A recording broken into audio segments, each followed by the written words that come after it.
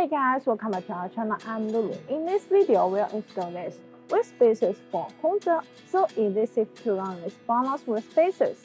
Take the metal ruler straight edge and place it against the outermost part of one front ring.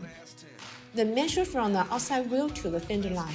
That's the thickness you can run wheel spacers to get the wheel flush to the fender.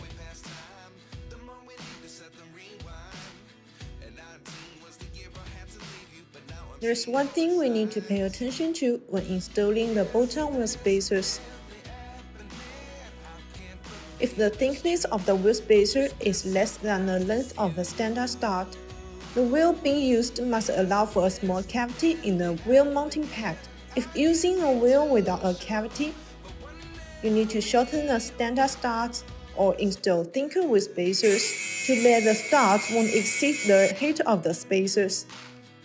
Additionally, BONOSS Forge active cooling Honda wheel spacers are designed with heat dissipation grooves to make brake cooling better.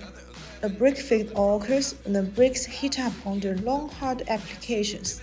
In this case, BONOSS Forge active cooling Honda wheel spacers send air into the rotors to keep temperature down.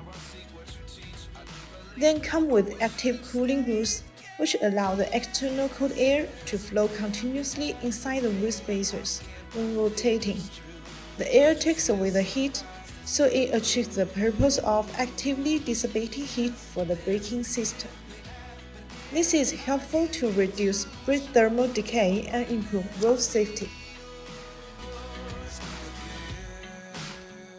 So that's all for today's video. If you want to get this bonus wheel spacers, please see the link below. See you next time. Bye bye.